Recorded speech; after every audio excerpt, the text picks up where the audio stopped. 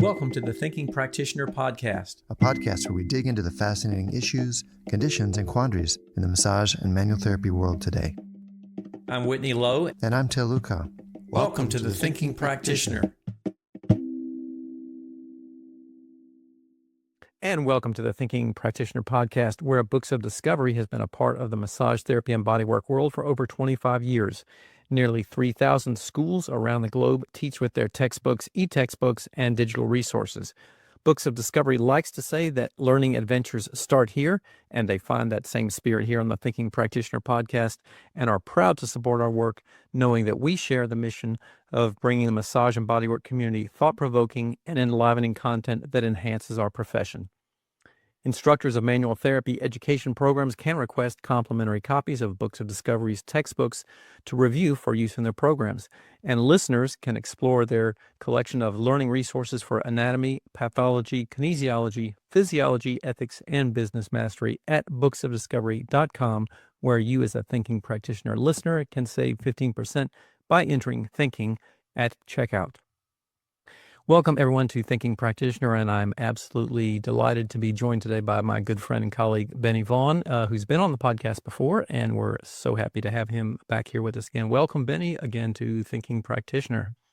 Thank you, Whitney Lowe, and I am thrilled to be here with you because I remember vividly when I met you in the 80s, you attended a sports massage workshop, weekend workshop that I was teaching at the then Atlanta School of Massage, and you were enrolled in it. Yep. And that's when the association, the mentoring, and the whole aspect of our relationship began. Yeah. So well, I am thrilled to be here. Great. Well, great to have you here again. We're going to dive into some of that stuff, going back historically a little bit, because that is our theme today, actually, is history, because it is this fall, right? Is there a celebration time frame, is it, or when is our... Yes, I can give you the exact date. And I celebrated that on September 20th, Okay. 2025. Okay. And I celebrated 50 years in Tokyo, Japan. All right. 50 and years. actually lecturing to a group of Japanese students at the Tokyo Arike University of Medical and Health Sciences. That's how I celebrated 50 years. Well, that's awesome. Yeah. So for those of you that weren't aware, this is 50 years Benny has been in the massage profession. And so today our theme is kind of like looking back over half a century of massage for you personally, as well as some of the things you have, done so many things across the field in different positions and things. I want to just highlight and look at some of those things and see, get a sort of a retrospective of that time period as well. But for those that aren't aware of some of the origin story, and I always love hearing this origin story from you, but tell us a little bit about how you got started in massage. And maybe also for those people who might be relatively new to massage, a little bit of the context of massage in 1975. Yes. So I got involved in massage therapy, Whitney, because of my participation in track and field. Mm-hmm. So I came out of high school in the state of Georgia. I graduated in 1969, and I had become and earned the status of 5-star recruit, blue chip recruit in track in high school in the state of Georgia. And I signed a full scholarship, athletic scholarship, to enter the University of Florida in the first wave of athletes of color being recruited into the Southeastern Conference, into Southeastern Conference sports. So to give you a perspective, in 1969, the University of Alabama recruited one black athlete to play football.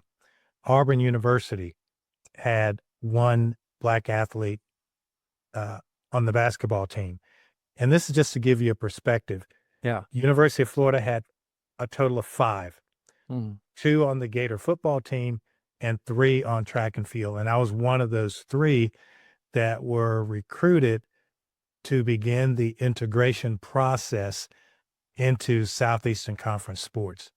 It was during that time of running that I read an article in Track and Field News about how European runners utilized massage therapy as part of their recovery and also performance enhancement. And if you recover well, you're able to perform well and perform better. I was just very curious about this idea of using your hands that could make a difference in your recovery from running. Yeah. So I enrolled in massage school in Florida. Yeah.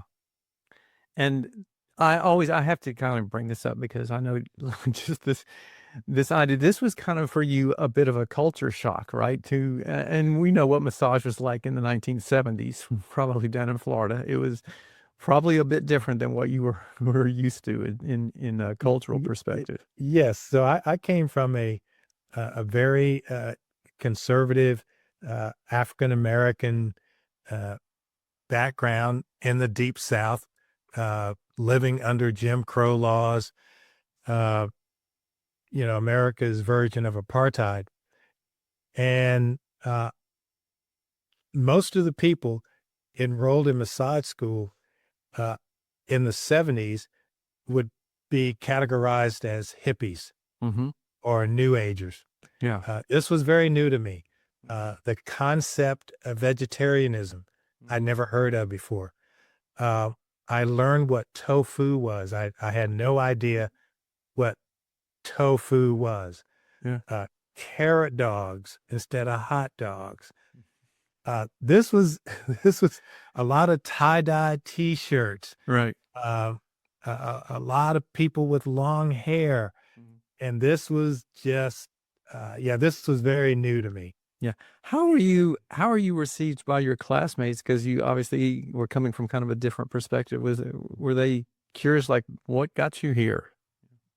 I think the curiosity level was quite high on 2 notes. One, there weren't many Black folk in massage therapy Mm-hmm. that I could see or that I knew of. The first AMTA convention I ever went to, the American Massage Therapy Association, there were only a handful of Black folks there, and they were from, like New York and Chicago. It was just a handful. It may have been maybe 5. And so I think the curiosity of my classmates was A, here's a Black man wanting to learn massage, and B, why? Mm-hmm. And like how does that work? And and the curiosity revolved around what I believe that touch was a vehicle for enhancing human performance, not just on a track or football field or on a bicycle, but just performing on a planet with gravity, just Yeah. moving. Mm-hmm. So I was very fascinated with that. So most of my classmates, they were just curious on both levels, like, wow, like, what's it like in the Black community, this idea of massage? And wow, what's it like being a high-level elite athlete? Like, what's that like? And I was very, very open to, oh my goodness, like the things that I heard about nutritionally, I had never heard of before. Yeah. I just said, I didn't even know what this meant. What do you mean fasting? And what do you mean juicing? And just all these things.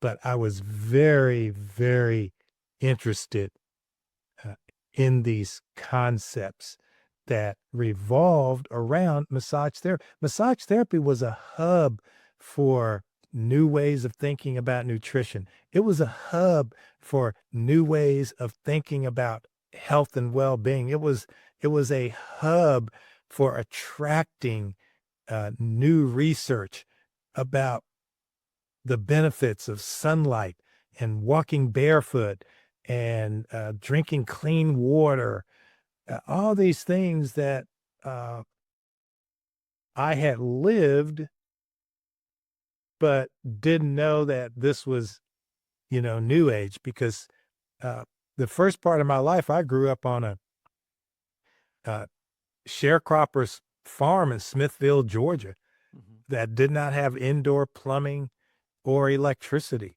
Yeah. And so I learned later that we have been eating organically all along, that we have been recycling all along. Yeah. And so what I learned is that poor people have been doing this all along. Yeah. Whitney, we never used pesticides on our crops or our gardens because we could not afford it. Yeah. And so now we find out, like, ooh, wow, that was actually a pretty good thing. Yeah, that's that right. you didn't use pesticides. So so it's pretty cool. Yeah. So tell me a little bit about, like, you had this dream or vision of massage being integrated into the sports world. Then you go to massage school. And we all know now at this point, you have become such a tremendous icon in the world of massage and sport.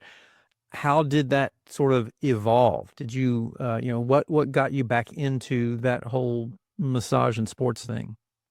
Yeah, what got me into that at the very beginning was because of my participation in sports. Mm-hmm.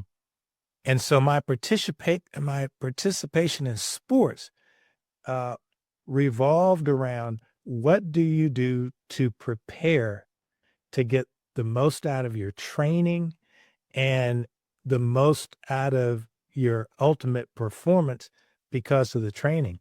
Mm-hmm. And what I began to realize is that it revolved around recovery from hard training sessions, recovery from hard strength training, and also recovery from the mental stress of being a high level athlete.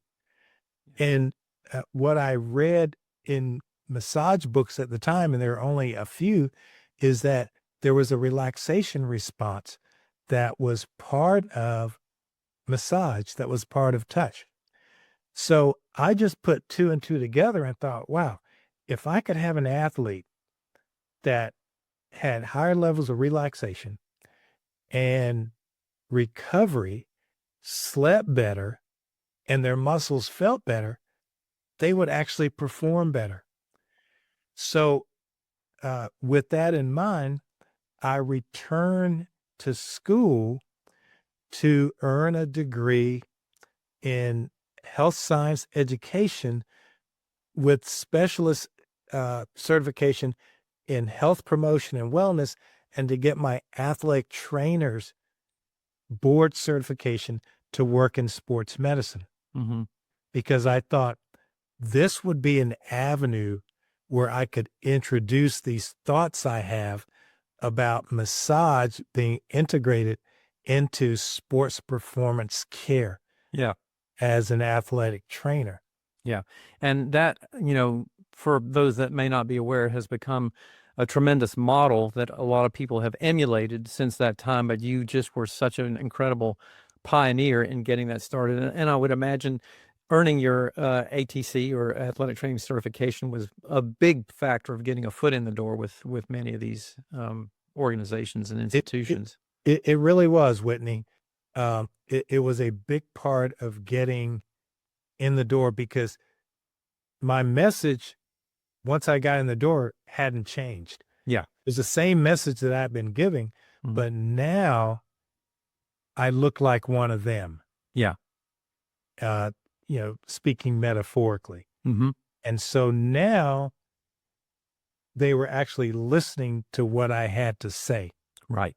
Uh-huh. And so we implemented that model at the University of Florida Athletic Association first, and then other SEC schools contacted us and asked, how did you set that up?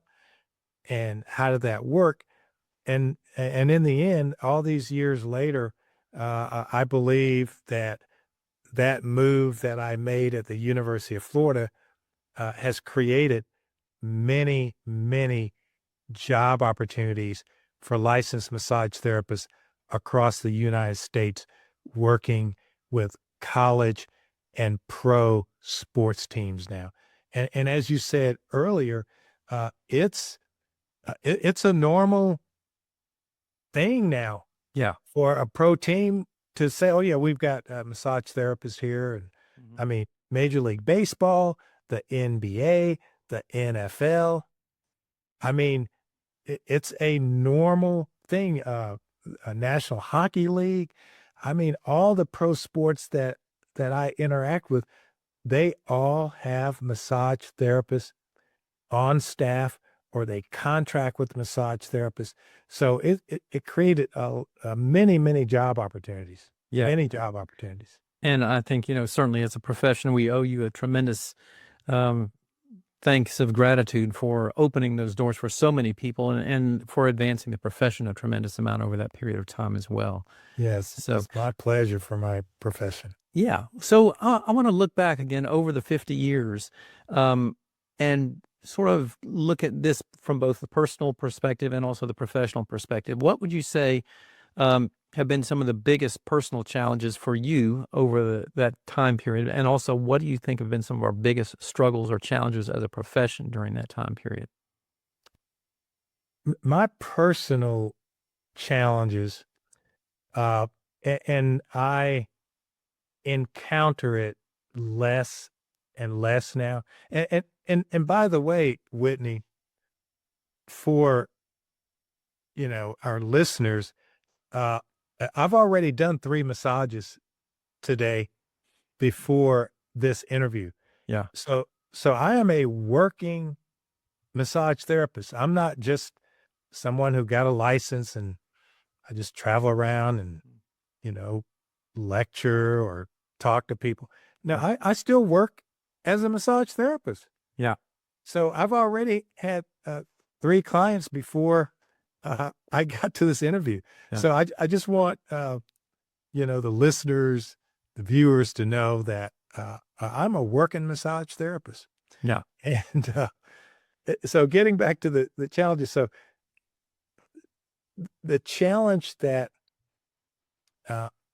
I saw the most was the mindset of many in the public about a person of color being a massage therapist, being an extraordinary massage therapist.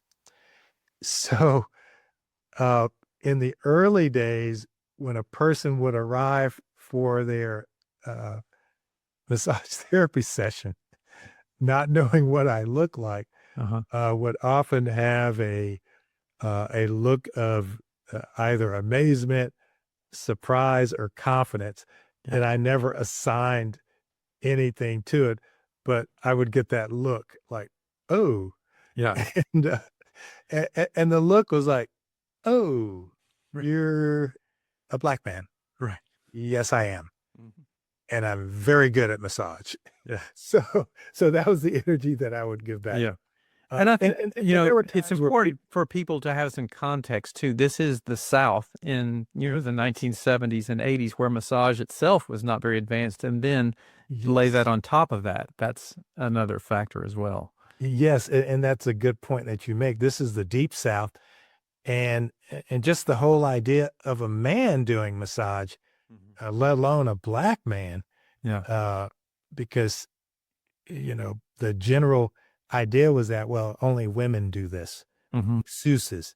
Yeah. The number of times that I've been called a masseuse, Whitney, if I had $1 for each one of those times, I'd just be living in the Caribbean right now, hanging out on the beach. Yeah. Yeah. And so when people say, oh, you're a masseuse, I knew immediately, okay, they know very little about massage. Yeah. And so, it was, so that was, but what it did is that it taught me it was an opportunity for me to really get very good, Whitney, at communicating to people about what massage therapy is and what it is not. Yeah. And my focus was on what it is and what it can do for you. Mm-hmm.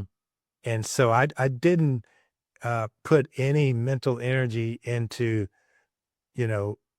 all this other noise around it. And I was just very professional. So I'd have, uh, you know, men make jokes about like, oh, you do massage and that. And my response was not ha ha ha and not, well, that's not true. I would just speak professionally and scientifically and medically to them purposely to just overwhelm them Mm-hmm. with my knowledge and with what I do at the highest professional level. Yeah. And then they would get it. So I use those moments as education moments to promote the profession. Yeah. And I think for anybody, there's a lot of massage therapists who've come and gone or since that time or joined our field and have, complained about the struggles associated with building a practice. And I always like to kind of keep that in context of like, really, that's that difficult. But, I know some other stories of, the difficulties that people build. Yeah. So, Yeah. And here's my message to massage therapists. Nothing will change until you change your mindset. mhm, Nothing will change. As long as you think that it's difficult to build a massage practice, then it will be difficult. yeah. If you think that there are too many massage therapists, so you can't get business, then there will be too many massage therapists and you won't get business. Mhm. So nothing will change until the massage therapist changes your mindset. Mhm. And once you do that, the abundance that's available to massage therapists, because every human being is a potential client. Yeah. There are a lot of human beings on the planet. Mhm. And this notion that, well, I can't make a living, uh, I can't charge this amount of money because somebody else will charge less and da da da da da da da. Okay, that model does not work in the world. Mhm. There are some homes where the investment is $3 million. There's some homes where the investment is $50,000. It's the same with automobiles, Mhm. washing machines, various services. Motel 6 costs this, the Ritz-Carlton costs this. Mhm. And so you decide where you desire to be and what you desire to attract, Yeah. and change your mind. Mhm. And that will bolster the professional self-esteem of the massage therapist. And that's my message to all massage therapists, is that you are in charge, you are in control, and you can choose the level of professional esteem that you desire. You can actually choose that. Yeah. That's What my do you message. Yeah, and that's an outstanding message, and very important, I think, for a lot of people to take in. So, on a professional level, on a bigger scale, looking out over the last 50 years, what would you say are some of the biggest challenges we've had as a profession, as a cumulative profession to overcome? And maybe, looking forward to what are some of those big challenges up ahead of us? Yeah, I think as a profession, Whitney, uh, the big challenges revolve around how we educate our profession. Voltaire once wrote, uh, a society is judged by how it educates its young. Mhm. And my recalibration of that is that our massage profession is judged by how we educate our students, Yeah. how we educate. So it begins with the schools. It begins with the educational institutions. Mhm. How are we educating massage therapists from the very beginning?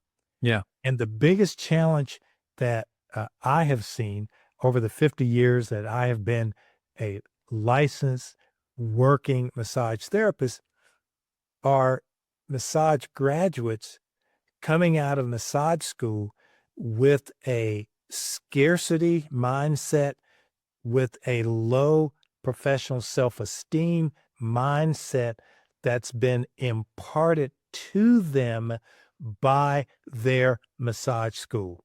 Yeah. And I'll give you just a metaphorical example. When I came out of massage school, I knew immediately that I was going to be the most professional massage therapist out there. I was going to dress professionally. I was going to speak professionally, and I was going to conduct my massages professionally. So one of the first investments I made in terms of equipment, the first investment I made is I purchased 2 Model E1 hydroculator hot pack units. Mhm. So the stainless steel units that warm up the water, you put the hot packs in. Many of my classmates, if not all of my classmates, they looked at that and said, I'm not going to, spend that kind of money on that. I'm going to use a crock pot. It only costs a few dollars and it'll still warm it up. Okay. Client comes in to my massage area and they see this stainless steel professional hot pack tank.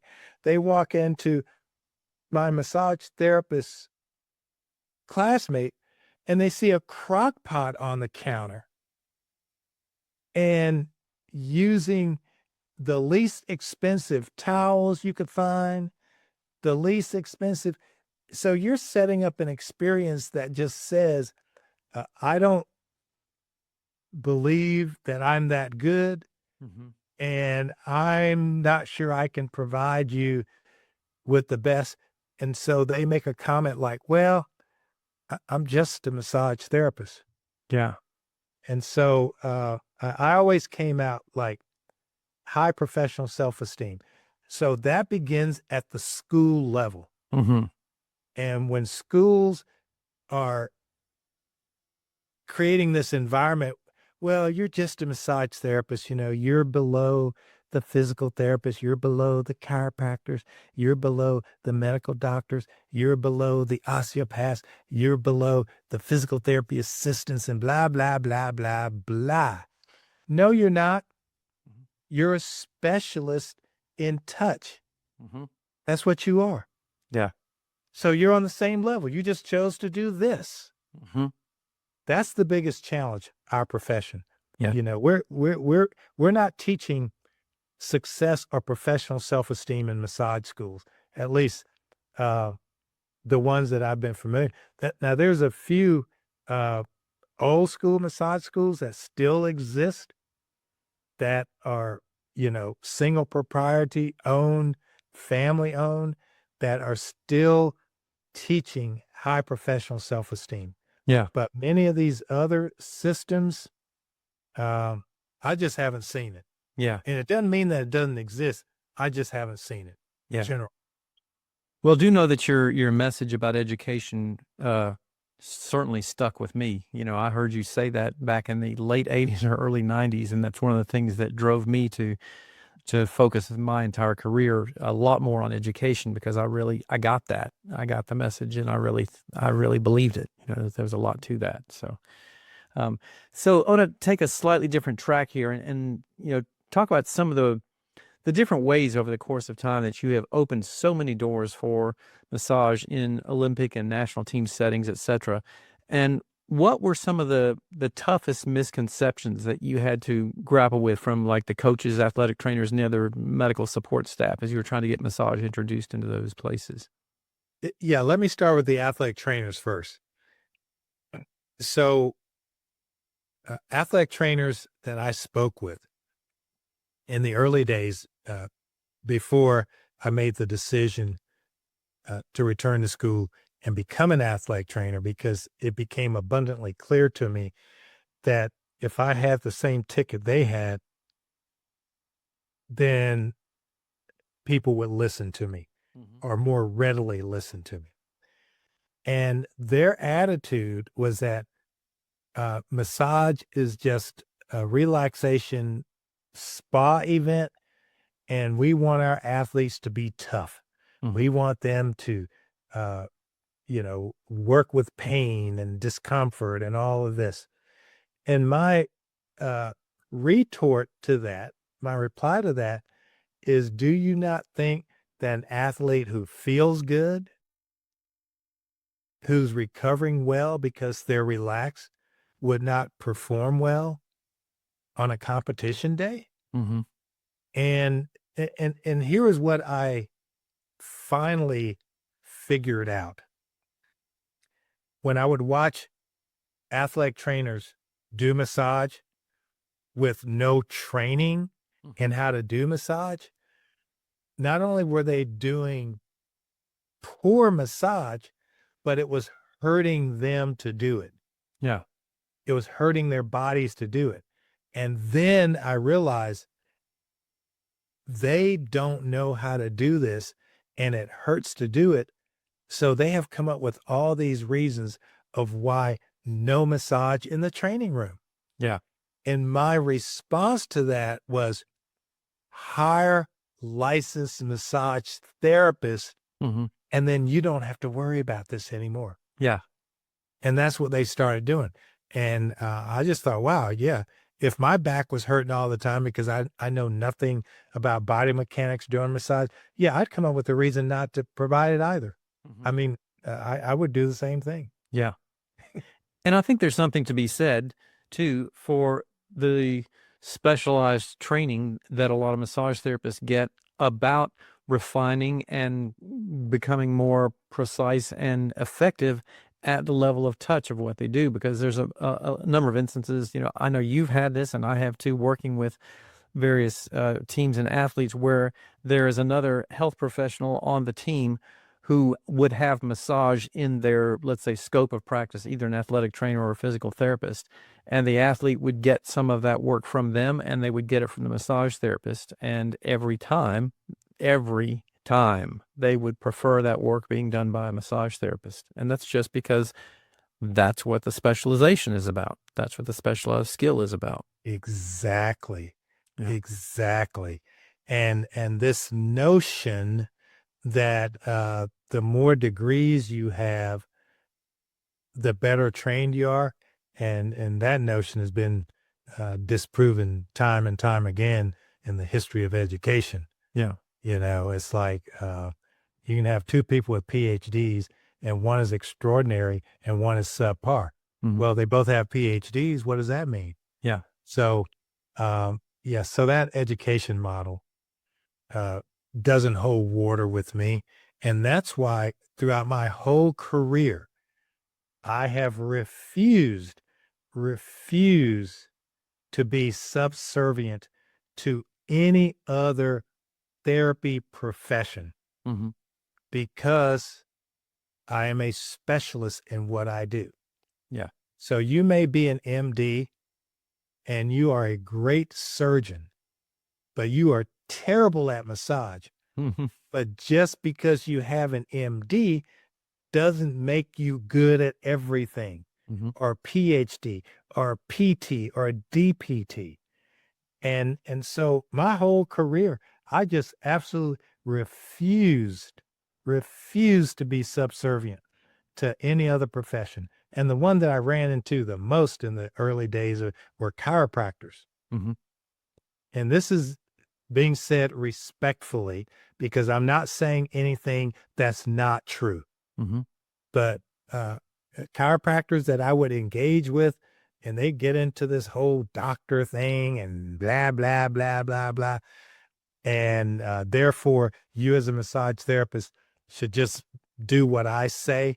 And my attitude was that, well, you don't know what I do then. Mm-hmm. Because if you did, you would see that we could be collaborators and create amazing results with patients. Amazing results. And those chiropractors who figured it out and brought massage therapists on, not as assistants, not as someone to prep the patient for chiropractic care, but brought them on as an equal partner in care, Mm-hmm. saw dramatic results with their patients, dramatic results. And that's what happens with collaboration. That's what happens with teamwork. That's what happens when you are respectful of other specialists and you all have the same goal of creating tremendous results with your clients. Yeah. I want to explore a different facet of your influence over this last 50 years now. You've been such a powerful mentor to so many people, including me, especially me. Tell us a little bit more about in the sort of, educational models that we have. We have schooling, but mentorship is important, I think, to a great degree in our profession. Tell me a little bit more about why you think that's so valuable and how that's been for you as being such a mentor to so many people over that time. Yes, mentorship is important because the ability to impart wisdom, and here's my definition of wisdom. Wisdom is the combination of knowledge plus experience. Knowledge plus experience equals wisdom. Mm-hmm.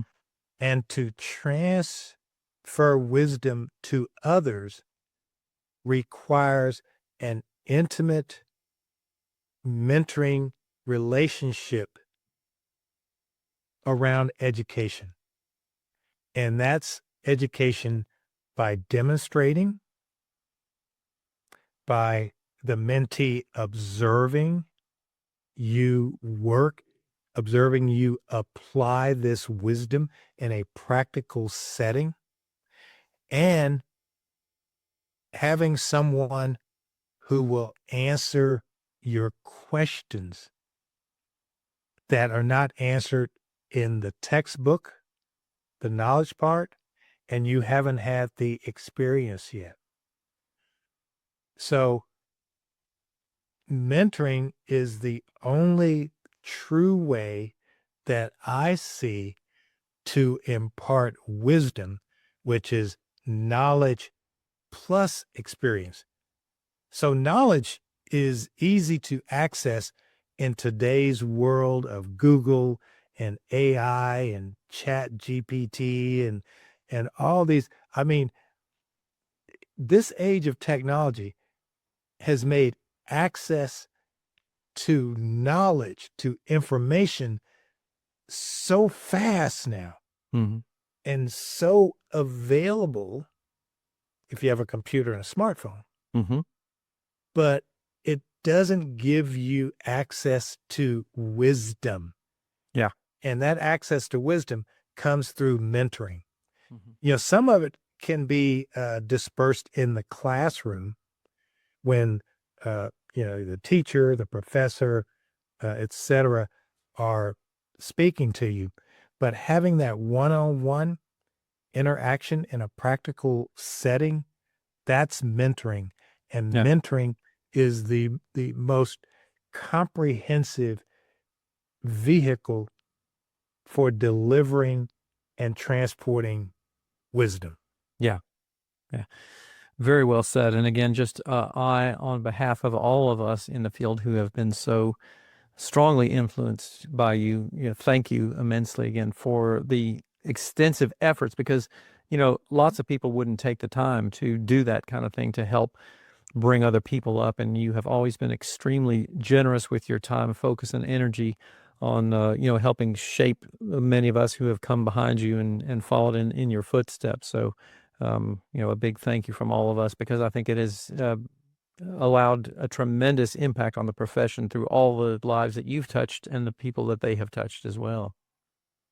Yes. And let me add one other point to this to give massage therapists and others a tip on how to interact with a mentor, how to achieve a connection with the mentor. I receive monthly various requests, and I'm going to share with you in all transparency, one of the ways that I utilize to determine who I am willing to and am attracted to mentoring. And there are some easy ways for professionals to get a mentor.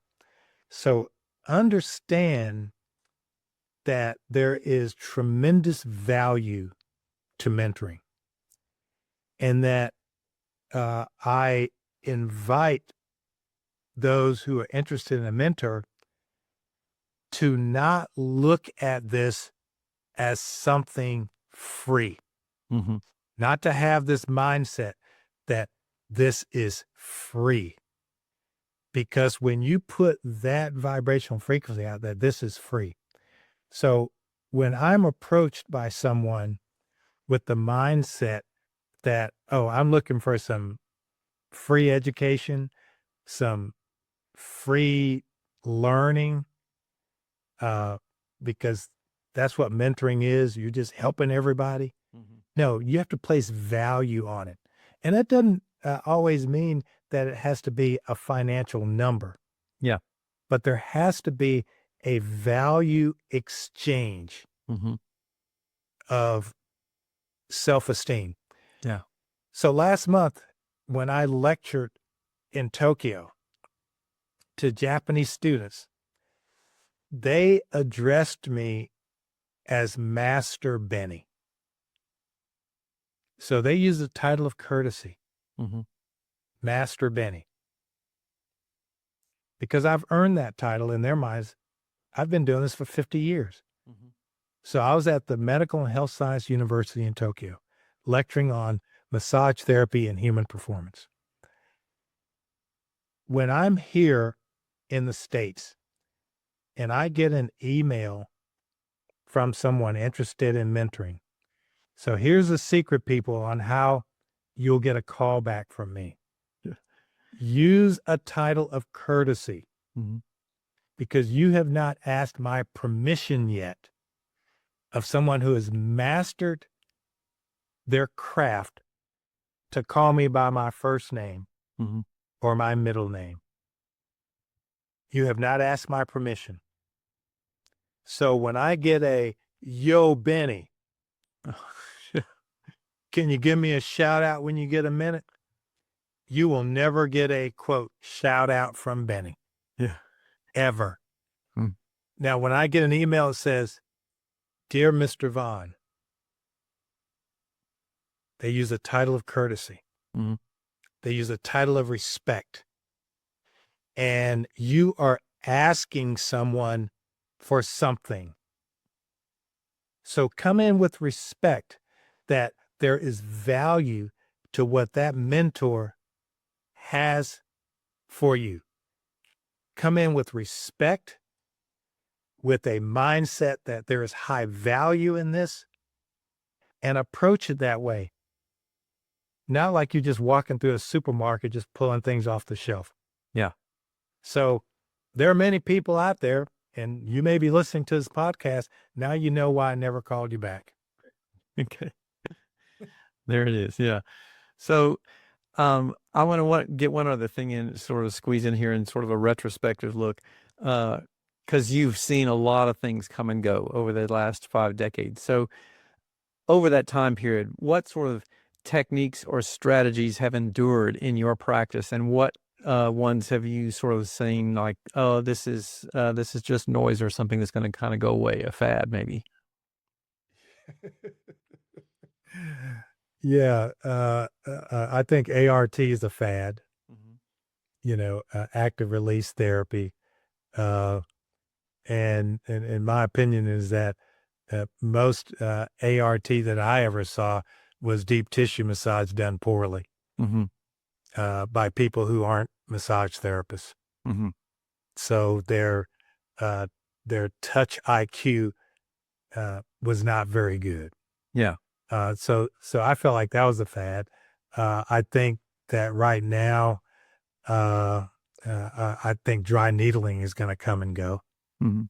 Uh, I think that's a fad. Uh, I think that uh, the concept of trigger point therapy has come and gone. That, well, all you have to do is just work on this, one area, uh, and what has stood the test of time is just touch. Touch with uh, a strategy, with an intention, with with an idea, a mindset of what you're going to do. And what I find is that it begins with the so-called Swedish massage. Mhm. If you master what we call Swedish massage, everything else will fit in just fine. Mhm. You don't have to rename touch a dozen different ways and think that it makes your touch better Yeah. just because you're calling it something else. Mhm. Touch is touch. Mhm. Touch is touch is touch is touch is touch. And master touch with your mindset and your technique. And you don't have to keep renaming it in order for it to work. Touch is touch. And get really, really good at the fundamentals of touch. And what I mean by that, Whitney, is when you touch another human, listen to your intuition. And your intuition becomes very acute as long as you continue to educate yourself with the knowledge, Mhm. anatomy knowledge, the anatomy of the nervous system, understanding the skeletal system and joints, understanding fascia and its relationship to movement, understanding the various systems of the body, the lymphatic system, and so forth and so on. Continue to study these pieces, and that will make your therapeutic intuition even more acute. Yeah. And then listen to your intuition, and you'll receive the guidance for what will be best in serving your client. Yeah. So one I think I want to just kind of wrap up with is the put on your Nostradamus hat for a moment, and if you have one or more wishes for our profession in the next 50 years, what would you like to see us accomplish? I would like to see the profession of massage be placed into every hospital setting where patients are recovering from surgical intervention, Mm. where patients are recovering from medication intervention, and having touch, massage as an important part of that post-op recovery, post-medication recovery, uh, post-health recovery at every level. That massage is included along with the occupational therapist, the physical therapist, the nutritionist, the nurses, the doctors, etc. The missing link in our healthcare system is involving and incorporating touch as a powerful healing optimization tool. That's what I would like to see. And the way we do that is we continue to study and become knowledgeable and listen to your therapeutic intuition when you touch another human being. Wonderful message. Yeah. Well, I'll certainly do my best to help shape that in a direction to get us there. I know, I don't have that many more years left here in our profession, but it's been a wonderful pathway so far, seeing us move in this direction. And I share that vision that you have of our hope to try to get somewhere like that in the future in the next 50 years. So anyway, I would like to say thank you on behalf of our whole profession and just celebrate for you a wonderful accomplishment of 50 years. And again, you have touched so many lives and so many people throughout our profession and in many other professions to change the perspective and the ideas of what massage is all about. So that's what being and I just want to make this call out to, the name of this podcast is The Thinking Practitioner, and this is something you and I talked about back in the 1980s or early 90s. You talked to me about creating somebody who was a thinking practitioner and not just somebody doing rote recipes or routines. So that idea and concept goes back quite a long way as well. Yeah, it really does. And in closing, I want to say publicly, Whitney Lowe, that your writings and your teachings, which I want to think that I inspired you to go in that direction. Oh, yeah. Has made a huge difference in the careers of massage therapists, having knowledge packaged in a way that is directly relevant to the massage therapist. Mhm. The knowledge that was always out there. Yeah. And you have done a magnificent job of codifying that and putting it into direct relevance for a massage therapist. So my hat's off to you. And I am very proud that I played a small role in mentoring you and Not small. inspiring you to do that. Not small at all. So it was for me certainly groundbreaking and career changing. Absolutely, it was. There's no question, career changing for me. It really set a direction. So again, on behalf of everyone, we celebrate this great accomplishment, and thank you for spending some time with us today, talking about this. And we'll look forward to seeing a lot of the other things from all the seeds that you have planted over the years. My pleasure, Whitney Lowe. All right. So keep in mind, everyone, the Thinking Practitioner podcast is proudly supported by ABMP, the Associated Bodywork and Massage Professionals, the premier association for dedicated massage and bodywork practitioners like you. When you join ABMP, you're not just getting industry-leading liability insurance, you're gaining practice resources designed to support your career. From free top-tier continuing education courses and quick reference apps like the Pocket Pathology and 5-Minute Muscles, ABMP equips you with the tools you need to succeed and grow your practice. ABMP is committed to elevating the profession with expert voices, fresh perspectives, and invaluable insights through CE courses, the ABMP podcast, and Massage and Bodywork magazine, featuring industry-leading leaders like my co-host Till Luca and myself. And Thinking Practitioner listeners like you can get exclusive savings on ABMP membership at abmp.com/thinking. So join the best and expect more from your professional associations. So we'd like to say thank you to all of our listeners for hanging out with us here today. And again, thank you to our sponsors. You can stop by our sites for video, show notes, transcripts, and any extras. You can find that on my site at academyofclinicalmassage.com and over on Till's site at advanced-trainings.com. And Till will be back with us in the next episode. We want to hear from you with ideas and input about anything that you'd like to hear us talk about. So you can send us an email at info@thethinkingpractitioner.com or look for us on social media under YouTube's at our names, Till Luca and Whitney Lowe, that's where people can find us. So we really appreciate if you'd take a moment to rate us on Spotify or Apple Podcasts, as it does help other people find the show. So please take a few moments to do that, and we really appreciate the support. Thanks for listening, and we'll see you again next time.